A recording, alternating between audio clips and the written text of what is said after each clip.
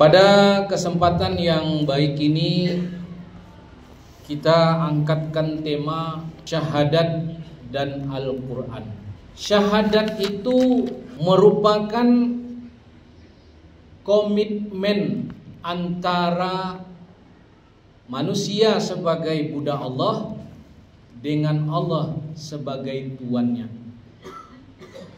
Syahadat itu adalah komitmen, perjanjian, sumpah setia, bahasa Arabnya bai'ah, antara manusia dengan Allah, manusia sebagai budak dan Allah sebagai Tuan.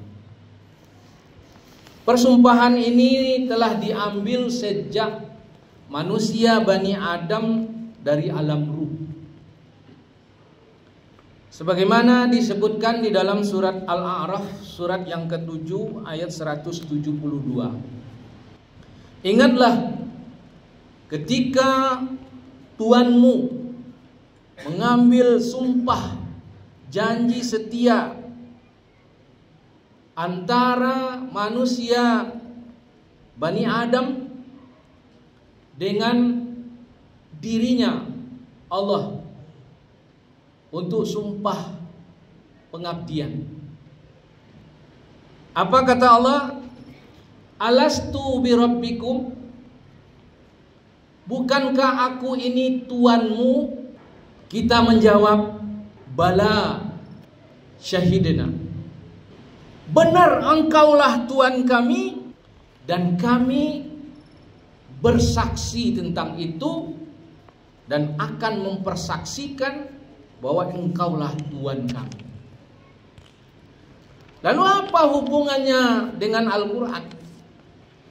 Dikalau syahadat itu adalah komitmen dengan Allah sebagai budaknya, maka isi komitmen itu adanya di dalam Al-Quran. Yang isi dari syahadat itu adalah persumpahan bahwa kita adalah budak Allah dan Allah itu Tuhan kita. Kita tidak akan hidup mengabdi kecuali mengikuti Allah.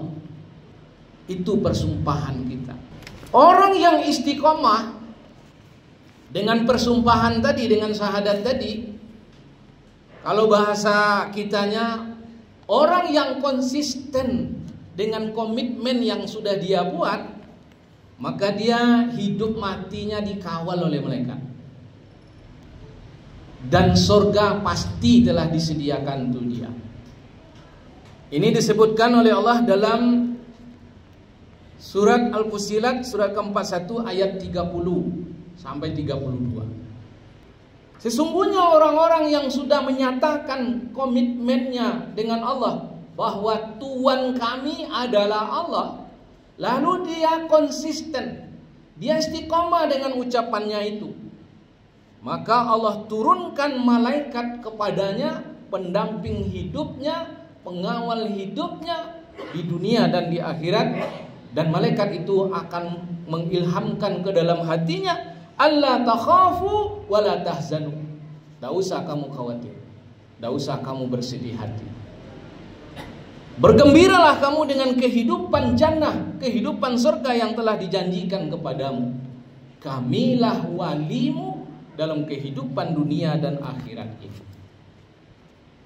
Itu janji Allah bagi orang yang konsisten dengan komitmen yang sudah dia buat. Bagaimana caranya kita konsisten dengan komitmen yang sudah kita buat dengan Allah itu? Tidak ada cara lain kecuali mengikutkan nafsu menurut keinginan Allah, yaitu mengendalikan keinginan-keinginan diri kita menurut tuntunan Al-Quran.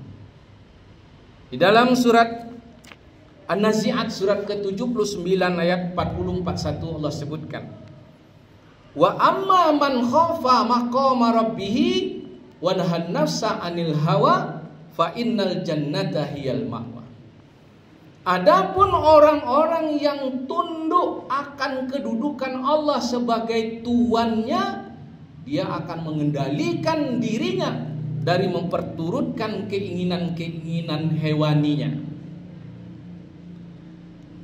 Dengan apa dikendalikan?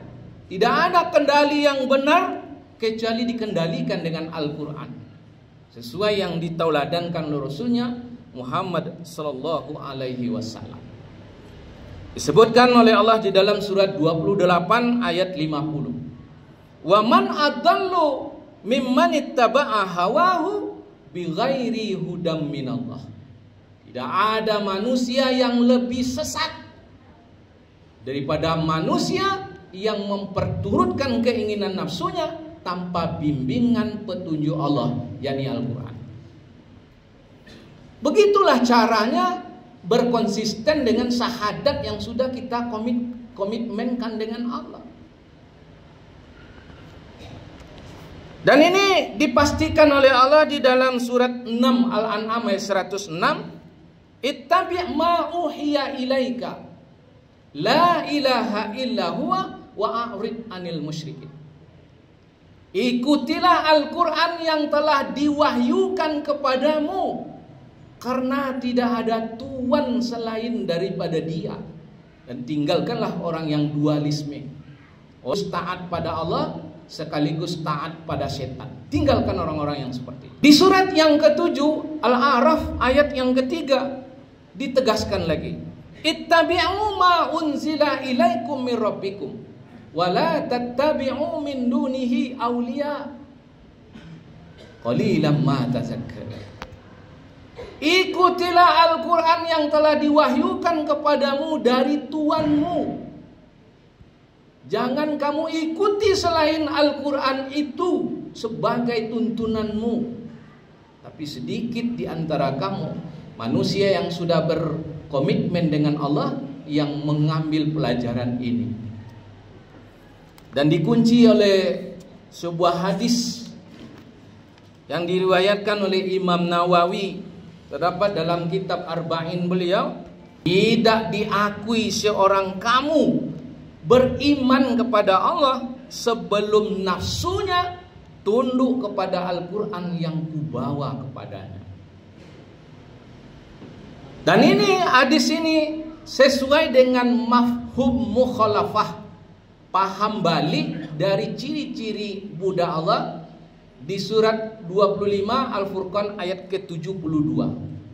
Di dalam ayat ke-72 ini disebutkan di antara ciri-ciri budak Allah itu adalah wallazina la yashhadunal nazuhra.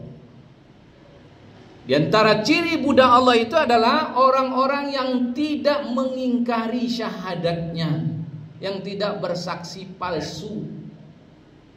Maka orang yang bersaksi palsu syahadatnya la ilaha illallah, kenyataan hidupnya la ilaha illa setan atau la ilaha illa nafsu, maka batallah syahadatnya dengan Allah.